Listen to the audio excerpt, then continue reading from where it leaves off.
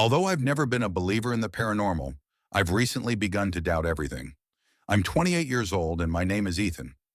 I feel the need to talk about what occurred to me over the last few months because it still bothers me. Perhaps putting everything in words will make it easier for me to process. It all began when I relocated to a new apartment in a peaceful area of the city. The house had all I needed, including large rooms, sufficient lighting, and a respectable outlook, and the rent was unexpectedly low. Although it was simple, it seemed like a new beginning. I needed a place where I could be by myself and start over after a difficult breakup and work change. Everything was normal at first. I cooked modest dinners, watched movies, and browsed through my phone in the evenings before going to bed. However, I began to notice strange things after a week or so. It started with minor, unimportant details that I could dismiss with ease. My keys would end up on the coffee table after I left them on the counter. My phone would be in a totally different location if I put it down and turned around for a moment. I put the blame on my own lack of focus. I had been under a lot of stress after all. Then the sounds began. Initially, there were only slight scratching noises coming from the walls. I thought it was a pest issue, like mice. However, the building was very new, and I had never noticed any evidence of rodents. No chewed-up wiring, no droppings, nothing. At night, the noises became more intense, as though they were attempting to attract my attention. One night at around 2 in the morning, I woke up feeling as though someone was watching me. With the exception of the faint illumination from the streetlights coming through the slats, my room was completely dark. I looked around the room, my heart thumping in my chest, but nothing seemed out of place. However, the sensation persisted. Then I heard it, a murmur. It was so silent that I nearly thought I was dreaming. Then it appeared once more clearly this time. Ethan ... My blood froze. I sat up in bed, every nerve in my body alerted. It seemed like someone was standing right next to me since the whisper was so close. However, when I turned on my bedroom lamp, the room was empty. I spent the remainder of the night awake. Things only got worse over the course of the following few days. Things were moving more often. The murmurs persisted longer. What's the worst? Things started to emerge from the edges of my vision. A shadow crept across the corridor. I turned to see a figure standing in the doorway of my bedroom, but it vanished as soon as I did. I made an effort to convince myself that it was all in my head, but I knew deep down that there was a serious problem with this flat. Then one evening, things became more intense. I considered going. Yes, I did. However, something always stopped me when I tried to persuade myself to get my belongings and leave. Perhaps I was too proud to acknowledge that I was afraid of something I couldn't even articulate. Perhaps it was denial, assuring myself that fatigue and stress were manipulating my thoughts. In any case, I stayed, and I felt awful about it. One evening, I sat on the couch trying to focus on a movie. In an attempt to block off the uneasiness that had taken hold of my chest, I turned the volume up. The screen was the only source of true light in my poorly lighted living room. Then my TV abruptly stopped working. All I saw was a black screen with my reflection looking back at me. I scowled and reached for the remote to switch it back on. Nothing. I even got up to turn on the light switch and check the power line. After a single flicker, the overhead light went out entirely. Is there a shortage of electricity? Perhaps. Then I heard it, though. A thump, from the corridor to my bedroom. I became emotionally detached. I lived in a small apartment with a single bedroom, an open living space, and a short hallway that connected the bedroom and bathroom. I ought to have been by myself. I turned my head slowly in the direction of the corridor. I also witnessed it. There it was, a shadow taller than me, motionless. I couldn't see its face. All I saw was a deformed, shadowy figure that vaguely resembled a person. My whole body froze. All of my instincts told me to flee and get out of there immediately, but I was immobile. Then it stepped forward as though it knew I was watching. I was devastated by that. Scrambling for the door, I staggered backward and knocked over a lamp. My breath came in harsh spurts as I struggled with the latch, my hands shaking. The lights flashed back on as soon as I yanked the door open. I turned around. There was nothing. There was nobody in the hallway. The movie was playing on my TV as if nothing had happened. It stung how fiercely my heart hammered. I stood there for a while, clutching the doorknob, trying to figure out what in the world I had just witnessed. Was I going crazy? No, I was aware of what I saw, and whatever it was, I knew deep down that it wanted me to see it. I didn't get any sleep that evening. I took action in the morning that I ought to have taken right away. I got to work on my research. I looked up everything I could about the flat, including previous occupants, fatalities, and strange happenings. However, nothing was present. The building had only been there for a maximum of 10 years. No urban legends, no sad past. Then, however, I discovered something new. A forum thread on one of those horror discussion sites on the deep web caught my attention. In another apartment community, someone had shared a similar story. They spoke of shadow forms watching from doorways, whispering and moving objects. I then discovered a name hidden among the responses, Hale Marcus. This person apparently had gone through something very similar to what I was. He also asserted that he had discovered what it was, in contrast to the others. I didn't think twice. He received a message from me. Hey, I know it's strange, but I feel like I'm experiencing something. I came across your post. I need to know if you know what this object is, please. I didn't anticipate a reply. These threads were mostly years old. However, my phone buzzed an hour later. It was a response. It's too late if you've already seen it. I gazed at the text. If you've seen it, it's already too late. My stomach clenched into a frigid knot. What do you mean? Too late for what? I typed back after hesitating. Minutes passed. The screen of my phone remained dark. No response. With my hands clammy against the phone, I continued to refresh. I had no idea what to anticipate. Perhaps he would reply, "Just kidding, it's nothing." Perhaps he would offer some rational justification that would help me feel like I wasn't going crazy. However, nothing appeared. I put my phone down and took a deep breath. I had to leave this flat. This was only temporary.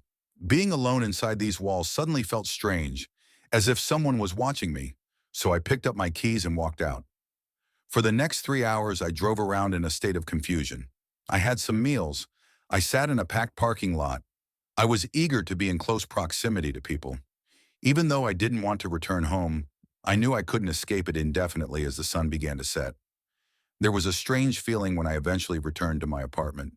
It took me a while to recognize it. The air was heavy, like when the world holds its breath and the pressure drops before a storm. After taking a deep breath, I turned on the lights. Nothing seemed to belong. There are no lurking shadows. There is no movement.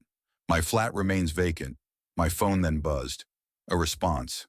Marcus Hale said, "You need to leave. Now before it attaches itself to you." I read it twice. My heart pounded hard in my chest. My body was already rejecting the notion. Go? Like that? Even so, what does that mean? With my head racing, I plopped down on the couch and typed back. "What is it?" This time he responded right away. "You don't want to know. Just listen to me. The longer you stay, the stronger it gets. Don't talk to it. Don't acknowledge it. And whatever you do, don't look at it for too long." I ran my fingers across the keyboard. "What happens if I do?" He paused for a long moment before responding. "You don't come back." A shiver went through my body. Suddenly, I felt the walls of my apartment closing in on me. In the quiet, I could hear my own breathing too loudly. Then I caught a glimpse of movement out of the corner of my eye. My head snapped toward the corridor.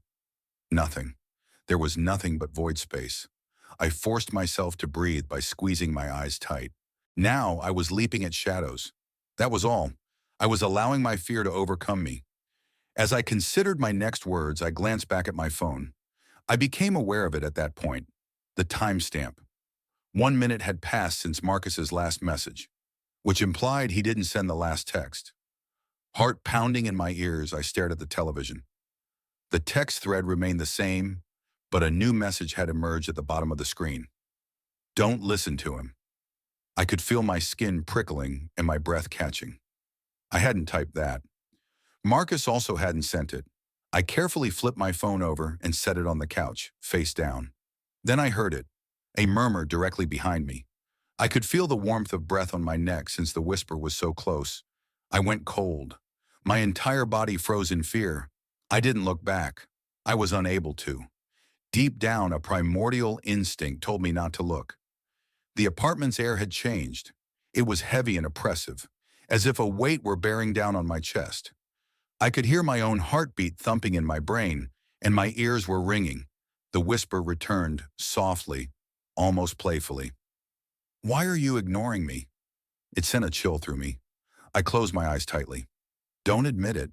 Avoid conversing with it. Avoid looking at it. Marcus's words were like a lifeline, running through my mind. I grabbed for my phone slowly, being cautious and deliberate in my motions. Whatever was behind me didn't want me to startle it. I had to leave. I just touched the phone screen with my fingertips when, once more, it spoke. "I know you can hear me." The voice was lower this time, angrier. The hair on the back of my neck became tense. I forced myself to remain motionless, even though my breathing was shallow and nearly painful. I had to relocate. Right now. I snatched up my phone, jumped to my feet, and ran for the door in one motion. Panic obscured my vision as my fingers struggled with the lock. I was afraid to glance behind me. The whisper was closer this time. "Leaving so soon." At last, the door jerked open, and I hurled myself into the hallway before slamming it behind me. I continued. I took off running. I'm walking down the corridor. My neighbor's doors are located beyond the corridor, via the stairway. I kept sprinting until I was outside, struggling to breathe in the chilly night air. Above me, the lamps flickered.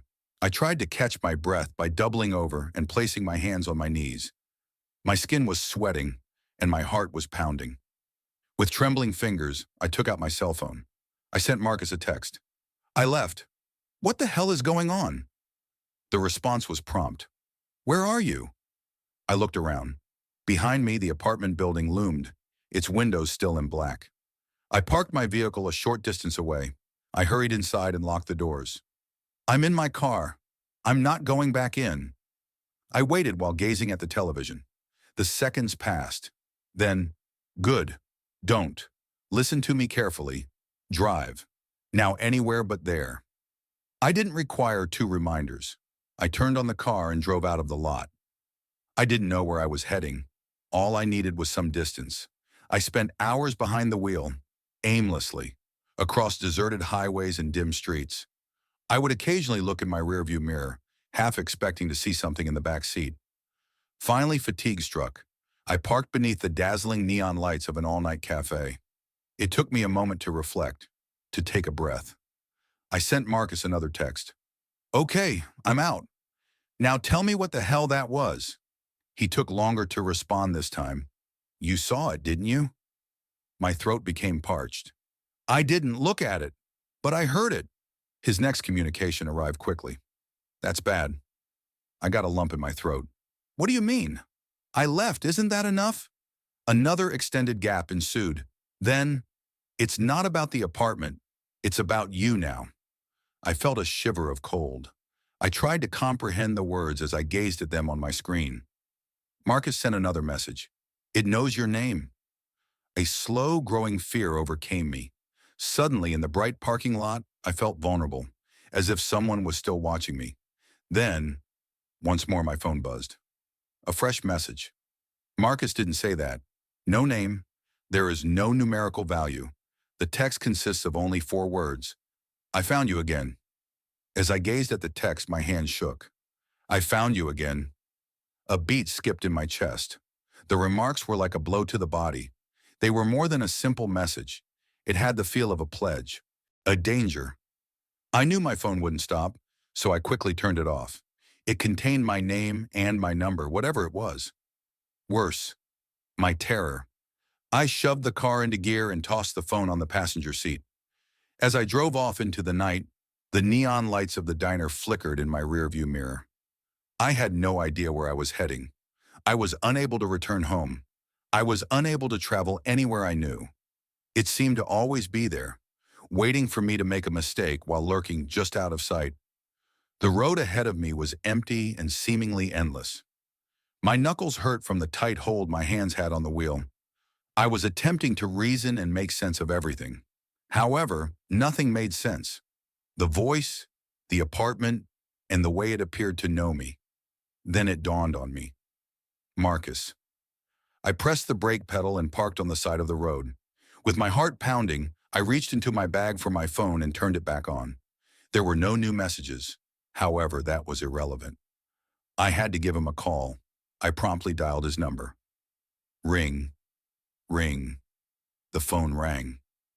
Marcus, I said in a desperate whisper. However, there was no response. The only sound coming from the other end was heavy breathing. Marcus? I repeated the question, attempting to soften my voice. The whisper then resurfaced. I told you, it's not over. I released the phone. My chest constricted. I was lightheaded. With sweaty fingers, I snatched it up once more and hit the end call button. I was having trouble breathing. It was excessive. I had to leave. I had to keep going. With my head whirling, I put the car in gear and drove away once more. I was unable to stop. I took another look in the rearview mirror. Behind me, the deserted road appeared to go on forever. Then I noticed it, a figure briefly in the reflection. It was just out of my line of sight, dark, almost like a shadow. There was a person by the side of the road. I applied the brakes firmly. I glanced over my shoulder, my heart pounding. There was nobody on the road. However, I was aware. I was aware of its presence. The murmur reverberated within my head. I'm never far. Never. I never looked again. I was unable to. I applied pressure to the accelerator. The world around me appeared to blur as I drove. I was only able to concentrate on the noises of the engine and the tires screeching against the pavement as the lines on the road changed into streaks of light. I continued till the sun started to rise. I pulled into a little, peaceful village as the first rays of morning appeared on the horizon. Still carrying the burden of the night, I located an ancient motel and checked in. When I inquired about a room, the man at the front desk gave me a weird look. Perhaps it was the way I was trembling, or perhaps it was my crazy eyes. I didn't care. All I wanted was solitude. Staring at the ceiling, I flung myself upon the bed. With the exception of the slight sound of the wind outside, the room was quiet. However, the quiet didn't feel secure.